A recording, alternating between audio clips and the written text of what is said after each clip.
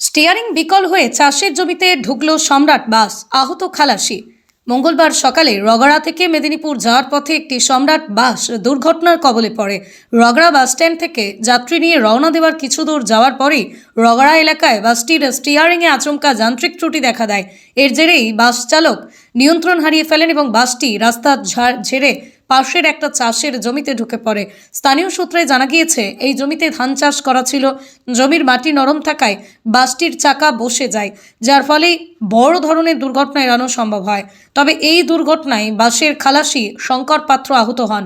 তাকে দ্রুত উদ্ধার করে ঝাড়গ্রাম সুপার স্পেশালিটি হাসপাতালে ভর্তি করা হয়। বর্তমানে তাঁর চিকিৎসা চলছে বলেই জানা গেছে। খবর পেয়ে ঘটনাস্থলে পৌঁছয় সাঁকরাইল থানার পুলিশ। দুর্ঘটনাগ্রস্ত বাসটি উদ্ধারের জন্য ক্রেনের সাহায্যে তোলার কাজ চলছে। এই ঘটনায় কোনো যাত্রী আহত হননি এবং বড় ধরনের ক্ষয়ক্ষতির খবরও নেই বলেই পুলিশ সূত্রে জানা গেছে।